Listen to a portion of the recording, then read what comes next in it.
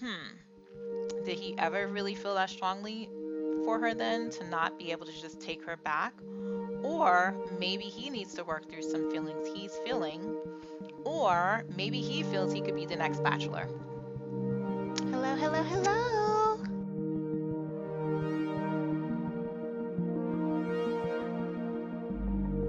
Let's get into it. When it was time for Logan to give his rose to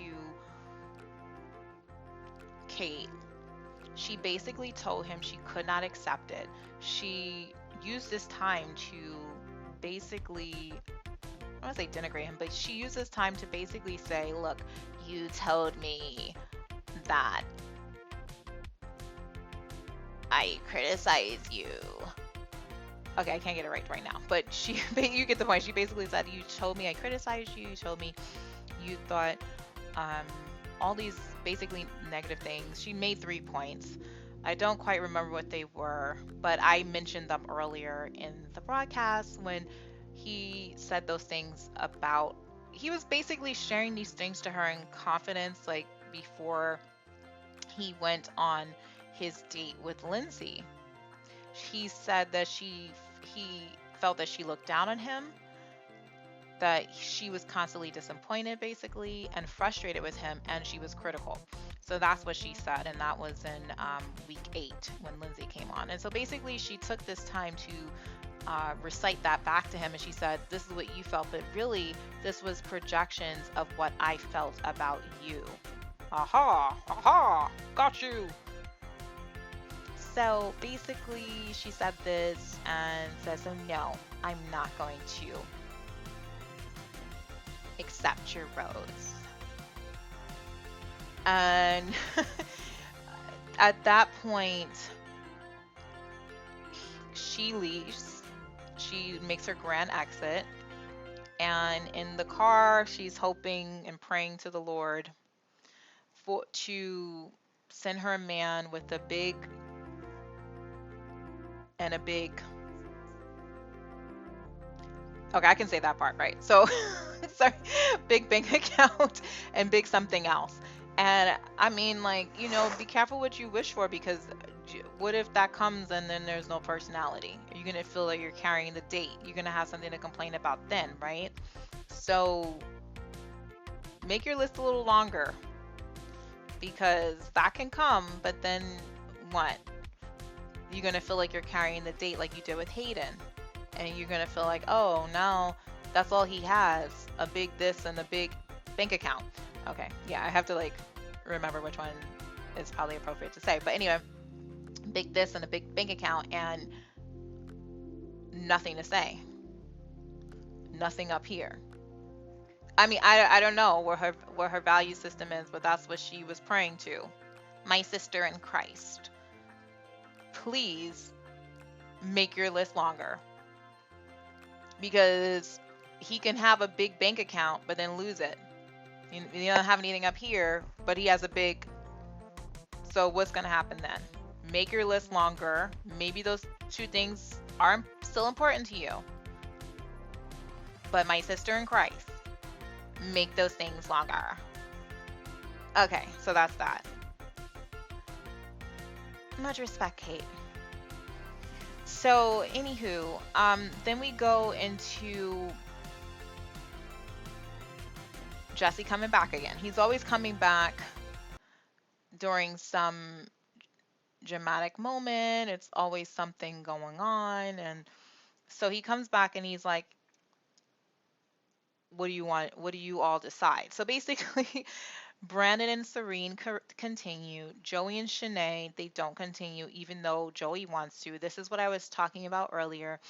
Shanae starts saying things like she wants a man, and you're just so young. And I feel like instead of making that the reason why you're breaking up with someone, because clearly he was old enough for you to go on dates with him and enjoy yourself, just say, hey, I'm looking for something a little bit more serious with something more established. Or just say, I'm not feeling it. Whatever you want to say, but don't blame it on his age, because clearly that didn't seem like it was a hang up when you went out on a date with him. Justin and Florence agree to leave separately. Johnny and Victoria plan to continue. And I don't, I think did not talk about Brittany and Tyler. Brittany and Tyler decide to, he thinks it's too soon, but he does share with her that he's like falling in love with her. She feels the same way. She's like, I think he could be the one if he expresses that, which he does, but we'll get into that a little bit soon. Um, they do leave together. Aaron and Genevieve actually wind up having two conversations because the first one, I guess, Genevieve felt off guard when Aaron started expressing to her that he needs security. Usually it's women need security, right? But he needs security, and it's the emotional security he's talking about.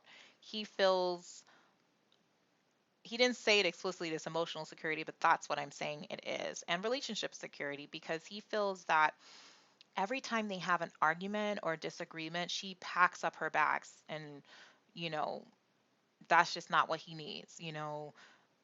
He needed to take time to respond to her and think whether or not he was ready to speak to her about an argument they had. She storms off and packs. They have an argument about itching is low level pain. She goes off and packs. So this was a problem. And we'll get more into that, but I would say that we'll get more into that when I cover part 2, but I'll just go on and say that I feel if she listened to herself, because clearly she wanted to go and she felt it couldn't work. Maybe we can say she wasn't really being that impulsive. Maybe we don't know the sort of thoughts she was having. She had a lot of time to think when they were at the hotel. And these instances when she was running off and packing was after that, after the separation and after them bringing new women to the beach. So I almost feel like she had time to think about all these things and she realized they're just not a match. She wanted to talk to him about it, but I guess they had so many conversations and so many situations that it was just one of those things where she knew what she wanted to do. And so maybe it seemed impulsive for her to pack and leave, but maybe it was more than that. She probably thought about all of these things and said, this is not going to work. And maybe if she listened to herself and didn't let people talk her out of it, he wouldn't have been the one breaking up with her. And it wouldn't have been on his terms, which I feel it almost seemed like he was talking her down off the ledge, all those in those two instances, for him to make that decision in the way he made it. String her along until I just say, bam, I don't want to be with you. Because he could have just let her go and say, I respectfully will let you go. Because there have been situations like this where people experience where the guy's like, go, I'm gonna go, or this is not gonna work. Okay, fine, bye.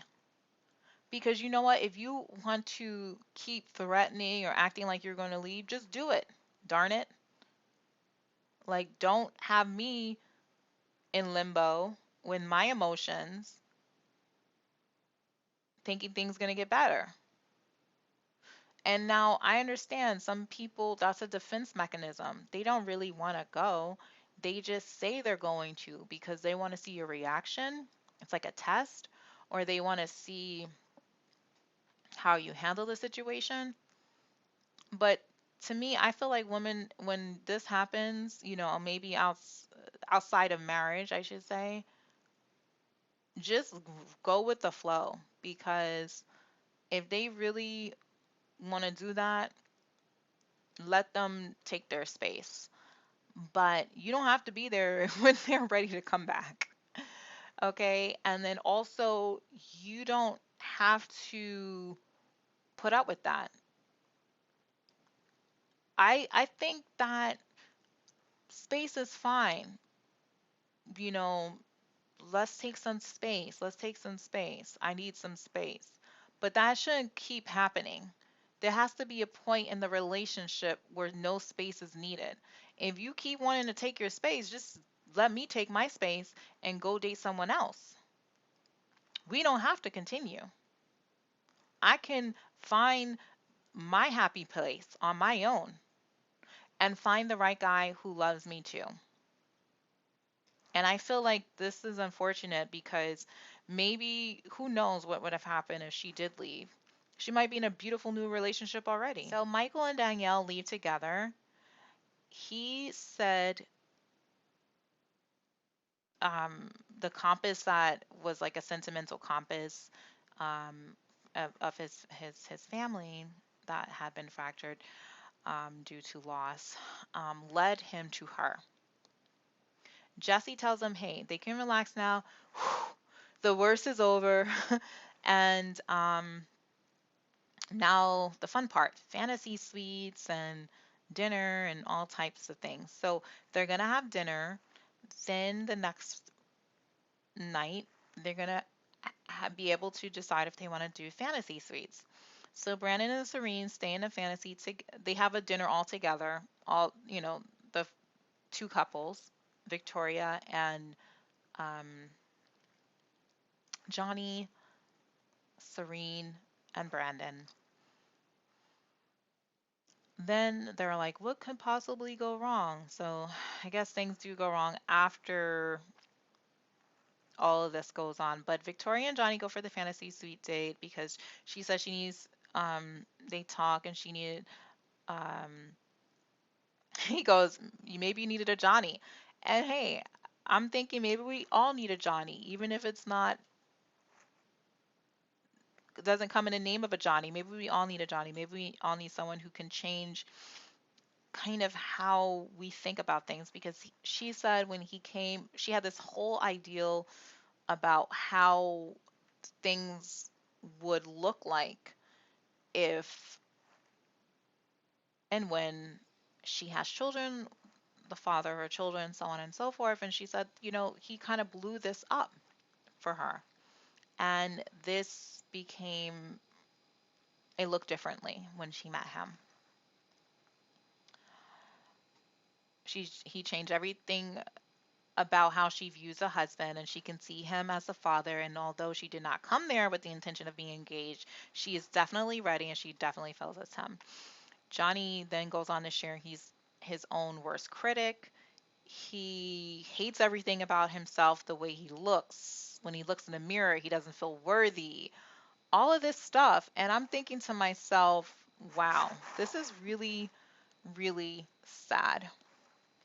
I actually started thinking like Johnny needs therapy, a therapist, a coach, a counselor, someone, and maybe even pray for Johnny. Like I was feeling like, this is sad. Send our well wishes, our good thoughts. Hmm, did he ever really feel that strongly for her then to not be able to just take her back? Or maybe he needs to work through some feelings he's feeling, or maybe he feels he could be the next Bachelor.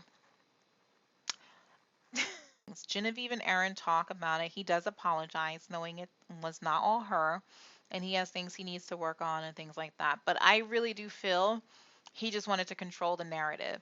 She was willing and ready to leave twice, and I really feel there. I know that it seemed impulsive, but she should have listened. Maybe should have listened to her gut.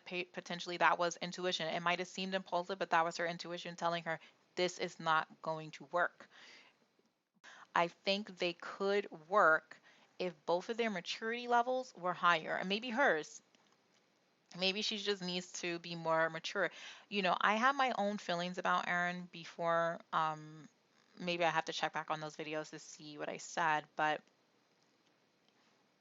he, when he was expressing himself to her, he definitely seemed like he was emotionally maturer than he had displayed himself in the past. However, I still feel like maybe it goes on both sides. If they were both a little bit more mature in certain capacities in certain areas, I think they potentially could work because there does seem to be a lot of love between them. There's a lot of passion there, and that can take them far. But like I said, if they were a little bit more mature. Then Tyler arrives. This is when things kind of heat up because I really, really, really wanted to see a happy ending from Tyler. He seems like he loves hard, he's loyal, he's faithful. He seems like a really great catch. And I was excited about him and Brittany. Now, I really feel now looking back, maybe Shanae should have not let Jill do that. And I'm also wondering, I don't know what Jill's relationship was with Brittany. I'm wondering if Brittany and Jill had a conversation and were like, hey, I really like Tyler and I think Shanae likes him too. Can you just like keep an eye on Tyler for me kind of thing? Like, yeah, girl, I have your back, I have your back. Because to me, that was very odd and weird how Jill kind of elongated her presence in front of, or excuse me, inserted her presence in between Shanae and Tyler, where Shanae couldn't really move forward with Tyler the way she wanted to. That gave a really big opening for Brittany to slither in there. And look, we find out this last episode that Tyler is alone and Tyler and Brittany are no longer together. He arrives alone. He said she started traveling and then said she felt they were in two different people. They were two different people. And it happened about maybe 2 weeks after they got back. Something like, not wait, I'm sorry, maybe that's another relationship, but it happened, I guess, soon after they arrived back because they said it started out good. Like, they visited each other in their hometowns. But then she started traveling, and I think she was traveling.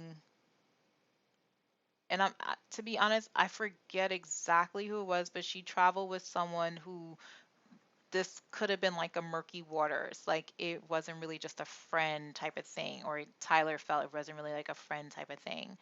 And she claimed she did not want to break, she just wanted to create space. But when she wanted to create space, he kept filling the space, like calling her, texting her, da da da. And I think it was because maybe deep down inside of him, he felt if he gave her that space, she would just go away. And maybe that was true.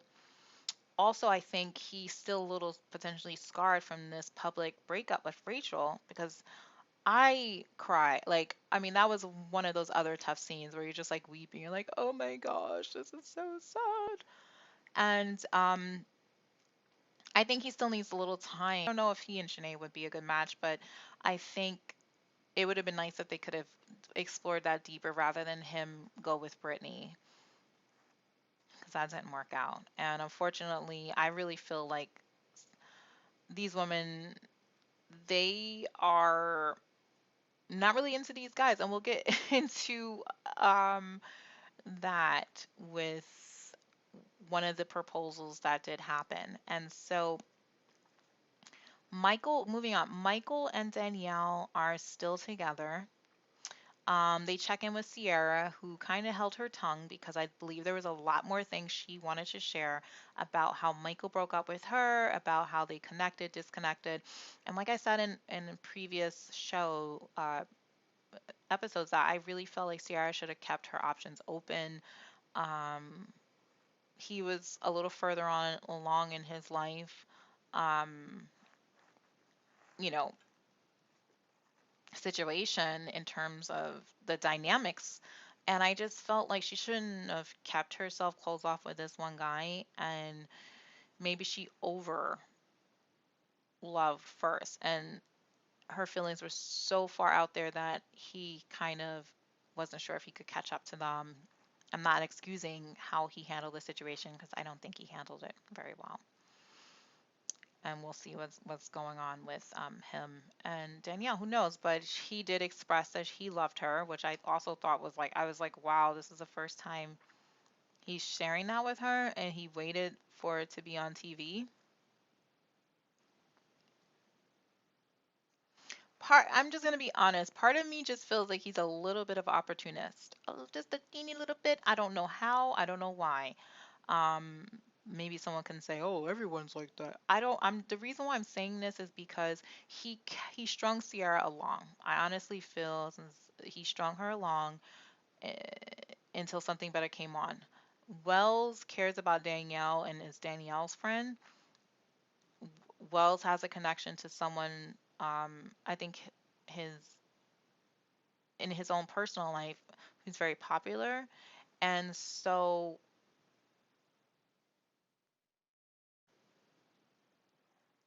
Wells bringing Danielle on like this might have been for Danielle, but it kept Michael there longer, who kept openly saying he was praying for a miracle, basically to the producers type of thing. While I do feel like this connection is genuine, I don't know if it's going to last. I hope it does. I really hope it does.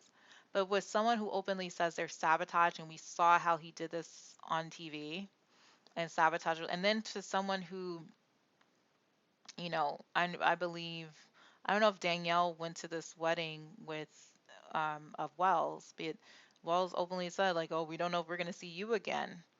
Was he on his best behavior to get that invite to that wedding? I'm sure there's real love feelings here, but is this like what's next? Is there going to be an engagement, which I hope there is? Now, okay, then let me stop there and say then he expresses love in front on TV. He couldn't do that behind closed doors and maybe film it and share the footage. I'm just saying these things with Sierra, this thing with him sticking around and Danielle coming, that wedding mention, then this expression of love publicly, which I'm happy for. I think public expressions of love are great, but with how it followed from previous, it just I'm just praying that this is a genuine union for Danielle. Really. Because I didn't like how that went down with Sierra. And just because it happened to Sierra doesn't mean, like she should be looking at that too. She should have a vested interest of how that went down and care about that too. Just because it didn't happen to her, it happened to someone. And I just hope that she cares about how that happened to Sierra because it could happen to her with Michael. And I don't want it to. We all hope it doesn't, but it could. At the beach, they go back to the beach. Johnny goes ring shopping. He's like, "Oh, but there's no pressure, right?" And I think that's because he just has this thing with like commitment. I think he's a bit of a commitment phobe. We saw it with Gabby, but some kind of way, Victoria got him to go all the way in a very quick period of time. So he must really love her, we all think, right? And she must really love him, right? So he said he's blessed, but expresses he doesn't feel good enough, and she has some abandonment issues and things they both have issues about. The feeling I got was that they both have things they need to work on. They both have things they need to work on before they can come together. And that's not to say you can't be you have to be totally perfect to be in a relationship with someone or get married. Um, it definitely not saying that. I'm just saying that it seemed like there was still some things they need to do personally and privately before being together and publicly. And maybe they could have worked some things out privately, but I think when together, but I think in the real world, after all this beautiful, excitement ends, they have to have those real deep roots and that good foundation in order for them to exist well in the public as a couple. And I don't think they have that, unfortunately. Jesse Palmer reveals that there is some things that transpire with Victoria and Greg from Katie's season.